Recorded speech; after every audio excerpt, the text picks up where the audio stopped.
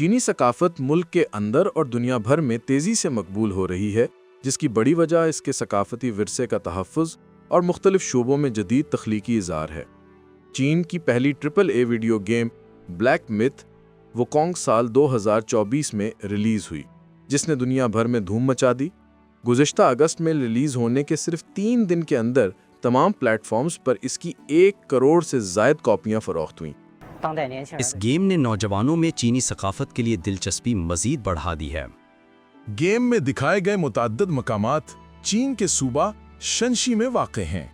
इसी बाइस इन दिनों सयाहों की बड़ी तादाद यहाँ आ रही है, जो वुकोंग के नक्शे कदम पर चलने के ख्वाहिशमंद हैं।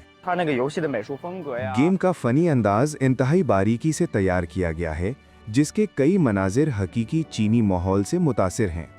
इसकी कहानी चीनी रिवायती सकाफत में गहराई से जुड़ी हुई है।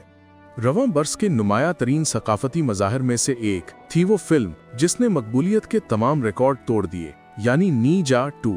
इस फिल्म ने दुनिया की सबसे ज्यादा कमाई करने वाली फिल्मों की फहरिस्त में हॉलीवुड की तवील अरसे से कायम बरतरी को चैलेंज कर दिया। ब्लैक मिथ वुकोंग की तरह ये फिल्म भी मिंग सल्तनत 1368 से 1644 ईस्वी की एक देवमालाई दास्तान को नए अंदाज में पेश करती है। नीजा नामी एक ऐसे लड़के की कहानी है जो माफूकुल फितरत ताकतों का मालिक है और मशहूर क्लासिकी चीनी novel Journey to the West यानी सफर मगरिब में भी दिखाई देता है।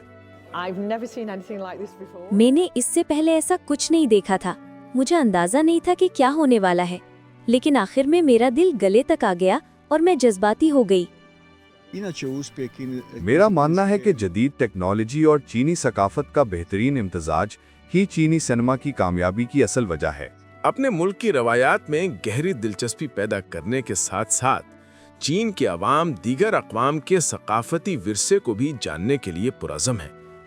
रवां बरस अगस्त में मिस्र के कदीम तहजीब पर एक शानदार नुमाइश हुई, जो गुज़श्ता 20 बरसों में मिस्र से बाहर मुनक्कद होने वाली सबसे बड़ी नुमाइश थी।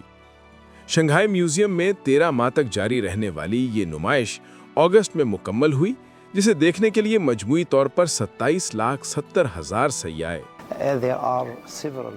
चीन और मिस्र की तहजीबों में कई मुमासिलतें पाई जाती हैं। ये तो सिर्फ आगाज है, हमें आइंदा मजीद ताउन की उम्मीद है। मैं मिस्र और चीन के दरमियान एक ताबनाक मुस्तकबिल देख रहा हूँ।